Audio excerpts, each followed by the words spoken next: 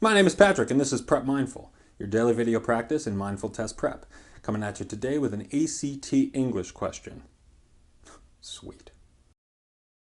This was number 3 on ACT 64E, so right there, why don't you just pause the video, huh? Why don't you pause it and try it yourself? No, seriously. Why don't you pause it? See how it goes? Take a crack at it, and then you can unpause the video and watch the explanation. Could be good, because we're getting in there. It reads, as the potter takes bricks away to create an opening into the oven, an expanding view of gleaming shapes rewards the artist for months of hard work. Okay, so underlined is rewards. What kind of word is that? It's a verb, right? Which tells us that this is a verb question. Now, there are two things that can be wrong about a verb on the ACT.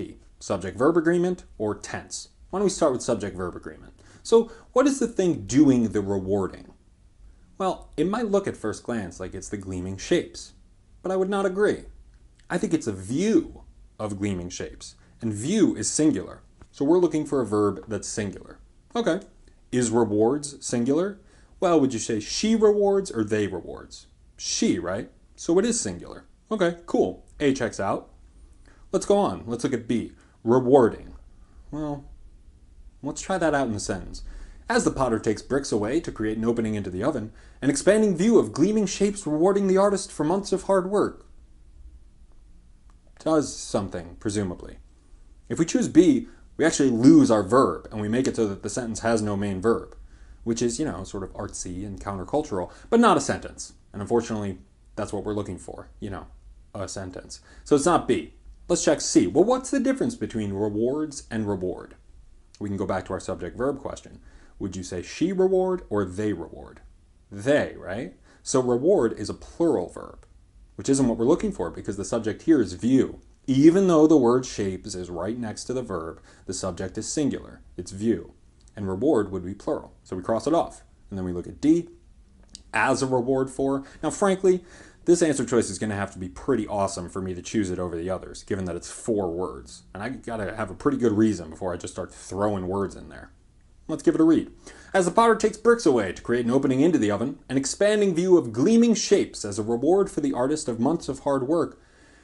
Well, again, we lost our verb. I'm still waiting for the sentence to get to the main point. And so that didn't fix it. So it's not D. All right, turns out the answer was A. I want to take a closer look at this type of subject-verb agreement because generally, subject-verb disagreement is pretty easy to spot if you don't use some kind of tactic to obscure it. Like, if I said, they is treating us well, okay? Well, that's obviously wrong. They is plural, is singular, and to your ear, it was like, whoa, don't do that, right?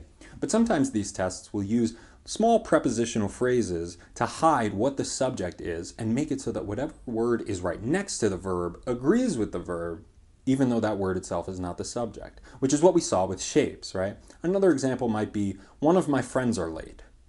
Now, friends are late would be fine because friends is plural and are is plural. But the sentence there was one of my friends are late. So the subject is one. You would say one is late, and of my friends is a prepositional phrase describing what I meant when I said one. So this test is going to try to make it so the sentences sound fine, as in they don't instantly jump out as being incorrect because of the juxtaposition of a plural word next to a plural verb, or the same with singular and singular.